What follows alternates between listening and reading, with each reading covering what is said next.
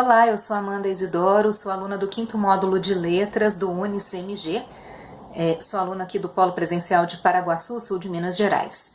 Hoje eu quero conversar com vocês a respeito de um assunto relacionado com semântica.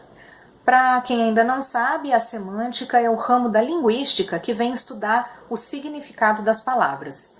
Então eu te faço uma pergunta. Você, por acaso, já teve a curiosidade de pensar como é que escolhe as palavras que você utiliza na comunicação, seja ela oralmente ou por escrito?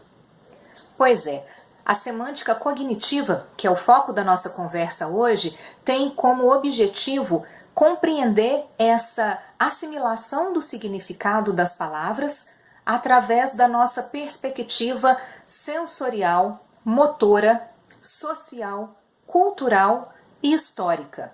O que isso tudo significa? Que na ótica cognitiva do estudo da semântica, a nossa percepção da comunicação, o modo como nós criamos as frases e escolhemos as palavras, acontece diretamente influenciado por esses fatores. Pela nossa relação do corpo com o espaço, com a cultura, com a comunidade em que estamos inseridos e com o momento histórico do qual nós fazemos parte. A semântica cognitiva, ela analisa essa percepção dos sentidos através de 2 tópicos. O primeiro tópico é o que nós chamamos de prototipicidade. É um conceito que foi apresentado pela psicolinguista Eleanor Rosch lá na década de 70 e que coloca a existência de elementos em comum para agrupar seres semelhantes, né, dentro de uma única categoria. O complicado do uso da prototipicidade na análise do significado das palavras é que percepções sociais, culturais, vão influenciar no modo como eu absorvo uma informação ou outra. Por exemplo, hoje nós podemos falar tranquilamente que o tomate é um fruto, mas se você chegar e falar isso para a sua avó, né? Olha, avó, tomate é um fruto. Ela vai rir de você e vai sair pensando, nossa, essa gente tem cada ideia. Porque para ela, o tomate é um legume. Ele foi apresentado assim dentro de uma estrutura social. Tanto que se você chegar num supermercado hoje, você não vai ver o tomate ao lado das outras frutas, dos outros frutos. Você vai ver o tomate junto dos outros legumes. Percebe o quanto que essa questão de prototipicidade fica um pouco complicado, né, em termos culturais distintos? Nós estamos incluídos na mesma comunidade, eu e a minha avó, por exemplo, e nós enxergamos o mesmo elemento em categorias distintas.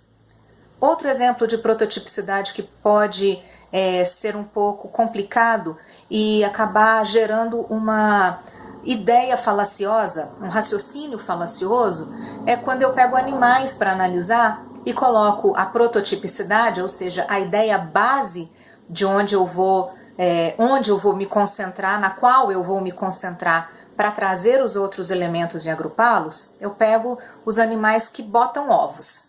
Esses animais são ovíparos, certo? Mas aí tem o ornitorrinco. Como é que acontece? O ornitorrinco é um ovíparo? A gente sabe que não. Percebe essa questão do raciocínio falacioso que pode ocorrer quando nós utilizamos apenas a prototipicidade para pensar em significados? Outro ponto estudado na semântica cognitiva é o que o linguista George Lakoff chama de metáfora conceitual, que nada mais é do que a forma como nós atribuímos sentidos diferentes para certas palavras do que aqueles sentidos literais, do que o significado literal desses elementos. Por exemplo, quando eu falo que alguém tem sede de justiça, a palavra sede não está se referindo à necessidade de um líquido, mas ao desejo de alguma coisa, no caso dessa expressão, desejo de justiça. Quando eu digo que alguém tem fome de conhecimento, eu não estou me referindo à fome como uma falta de alimento, mas como também um desejo, uma vontade, um elemento motivador para buscar o conhecimento. Vou dar um outro exemplo aqui para vocês. Quando alguém chega na sua casa e te pede um copo de água, Não faz diferença para a pessoa se você vai servir a água no copo, numa caneca ou numa taça. Não faz diferença. Então, nesse caso, a metáfora conceitual está usando o vasilhame, no caso o copo, como uma associação com a quantidade. A pessoa que te pede um copo de água, ela está te pedindo, na verdade, um pouco de água.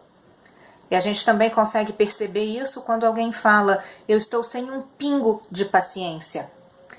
Ou seja, eu estou transformando a paciência, dentro dessa frase, em algo mensurável e fazendo a associação com uma coisa pequena que seria o pingo.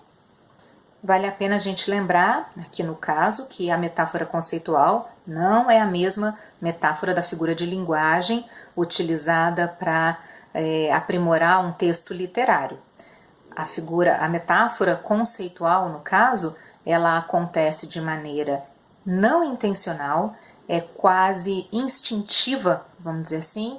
A gente faz sem perceber que está fazendo, e ela é comum dentro de uma comunidade, de modo que todas as pessoas envolvidas no discurso vão conseguir apreender o sentido do que está sendo dito. Espero que esse vídeo tenha servido para explicar um pouco da semântica cognitiva de uma maneira fácil de entender, e convido você a pensar quais as metáforas conceituais utiliza no seu dia a dia. Deixa aqui nos comentários para a gente saber. Um abraço, obrigado por assistir e até um próximo vídeo.